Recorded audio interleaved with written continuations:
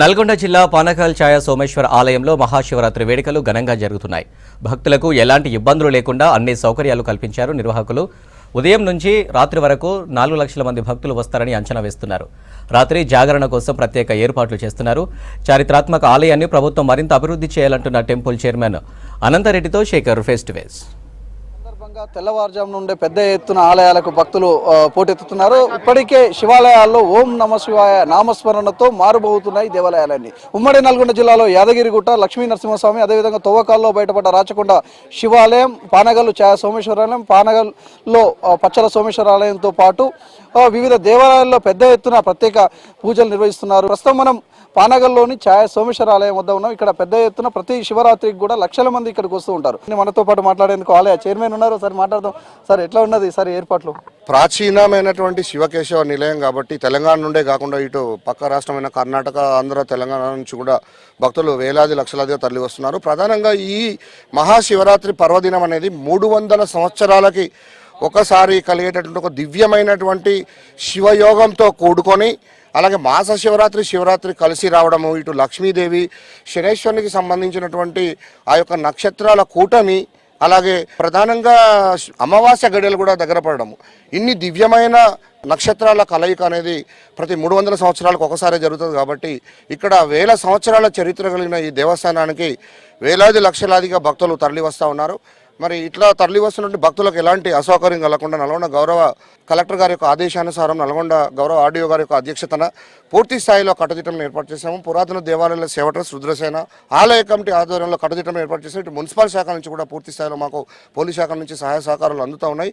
ఇప్పుడు సాయంకాలం జరిగేటటువంటి కళ్యాణానికి రాష్ట్ర రోడ్డు రవాణా మరియు సినిమాటోగ్రఫీ శాఖ మంత్రి శ్రీ కోమటి వెంకరెడ్డి గారు ముత్యాల తలంబ్రాలు, పట్టు వస్త్రాలు సమర్పించే ఆకృతుల వారు స్వామివారిని అభిషేకించుకొని కూడా అర్చించుకొని పాల్గొనడం అనేది జరుగుతూ ఉంటుంది. ఇక్కడ జాగరణ చేసే భక్తుల కోసం రాత్రి బుర్రకథ, అలాగే విద్యార్థుల చేత, చిన్నారుల చేత శాస్త్రీయ నృత్యము, కోలాటము, భజన లాంటి కార్యక్రమాలు ఏర్పాటు చేశాం. ప్రసాద వితరణ కార్యక్రమం, మంచినీటి కార్యక్రమాలు ఇవన్నీ కూడా చేశాం. ఈసారి ప్రధానంగా 5 ప్రత్యేకమైన క్యూ లైన్లు ఏర్పాటు చేయడం వల్ల స్వామిని కళ్ళారా వీక్షించుకుంటున్నారు. సీనియర్ సిటిజన్స్ కానీ, ఎక్స్ సర్వీస్ మెన్ కానీ, అలాగే పాత్రికేయ మిత్రులను వీళ్ళందరినీ కూడా ప్రత్యేకంగా గౌరవిస్తూ ఇక్కడ వారి యొక్క ఐడి కార్డుతో వారు ఎలాంటి రుసుము లేకుండా శీఘ్ర దర్శనం దగ్గర నుంచి స్వామిని చూసే విధంగా ఈసారి ఒక ప్రత్యేకమైన ఏర్పాట్లు చేయడం అనేది జరిగింది. సాయంకాలము కళ్యాణము, మరుసటి తెల్లవారుజామున రేపు అగ్నిగుండాలు, తర్వాత రేపు సాయంకాలము ఎదురుగా ఉన్న కృష్ణ పుష్కరంలో తెప్పోత్సవం, పవలింపు సేవతను ఉత్సవాలు ముగుస్తాయి. చాలా మంది వస్తుంటారు కదా, వచ్చే భక్తులు మళ్ళీ రాత్రి అంటే నిద్ర చేస్తానికి కూడా చాలా మంది అంటే ఉండే భక్తులకు కూడా ఎలాంటి కార్యక్రమాలు ఉంటాయి ఇక్కడ? ఇక్కడ జాగరణ చేసేటువంటి భక్తులు వేలాదిగా వస్తారు. కళ్యాణం తదుపరి రుద్రహోమం ఉంటుంది, తర్వాత తెల్లవార్లు జాగరణ ఉంటుంది. వేలాదిగా జాగరణం చేస్తారు. కాబట్టి ఆ భక్తుల కాలక్షేపం కోసం శివ పురాణాన్ని, మన ప్రాచీన కళ అయినటువంటి బుర్రకథ కళాకారులు వచ్చేసి ఇక్కడ శివపురాణాన్ని తెల్లవార్లు జాగరణ భక్తుల కోసం వారి యొక్క సాంస్కృతిక కార్యక్రమాన్ని ఏర్పాటు చేశాము. తర్వాత ఇది ప్రకృతి ఒడిలో కొలువై ఉంది. 2000 యజ్ఞ యాగాదులకు సంబంధించిన మొక్కలతోని పచ్చని పొలాల మధ్య ఉంది. మరి ఇక్కడి పవిత్రతను, ఈ చరిత్రను, ఈ మహిమను కాపాడి భావితరాలకు అందించాల్సిన బాధ్యతను ప్రతి సనాతన ధర్మకర్త స్వీకరించాలని, మరి గత 20 సంవత్సరాల నుండి పార్టీలకు అతీతంగా మాకు సేవ చేసుకునే భాగ్యం కల్పించినటువంటి నాయకులకి, పూర్వ ప్రముఖులకు అందరూ కూడా మా యొక్క రుద్రసేన తరపున హృదయపూర్వక ధన్యవాదం తెలియజేస్తా ఉన్నాం. ఒకప్పటి ఆలయం వేరు, ఇప్పుడు ఆలయం వేరు. దాదాపు కొన్ని లక్షల మంది మళ్ళీ భక్తులు పెరుగుతున్నారు కదా, ఆ భక్తులు వచ్చే భక్తులకు కూడా సౌకర్యాలు, కనీస సౌకర్యాలు ఎట్లా కల్పిస్తున్నారు? ఏ టీం పనిచేస్తుంది మీతో పాటు? భక్తులకు సౌకర్యం కోసము చలువ పందిళ్ళు వేశాము. ఇప్పటికే ఆ యొక్క ఏదైతే మేము దివ్యమైన వృక్షాలని చెప్పామో, వృక్షాల మధ్యలో నుంచి వాళ్ళు దేవతా వృక్షాలని స్పృశిస్తూ ఆ యొక్క గాలిని పీలుస్తూ ఆరోగ్యాన్ని పొందుతూ ఆహ్లాదకరంగా వాళ్ళు స్వామిని కనులారా వీక్షించుకొని పంచామృతాలతోని, వారి స్వహస్తాలతోని అభిషేకించుకొని అర్చించుకునే విధంగా అన్ని కట్టుదిట్టమైన ఏర్పాట్లు గత నెల రోజుల నుండే దగ్గరుండి మన నల్గొండ గౌరవ ఆర్డీఓ గారి యొక్క పర్యవేక్షణలో ఎలాంటి ఇబ్బంది కాకుండా నల్గొండ గౌరవ ఎస్పీ మేడం గారి యొక్క ఆదేశానుసారం సుమారు 200 మంది పోలీస్ సిబ్బంది కూడా ఇక్కడ సేవలు అందిస్తున్నారు. హెల్త్ క్యాంపును కూడా ఏర్పాటు చేశారు. అన్ని శాఖల సమన్వయంతో మేము ముందుకు పోతా ఉన్నాం. దాదాపు ఎంతమంది వస్తారని మీరు అంచనా చేస్తున్నారు? ఎప్పటి వరకు ఈ క్యూ లైన్ ఉంటుంది? దర్శనం ఎప్పటి వరకు ఉంటుంది? సుమారు 3 నుంచి 4 లక్షల మంది భక్తులు వచ్చే అవకాశం ఉంది. ప్రధానంగా సెలవులు కూడా ఉన్నాయి.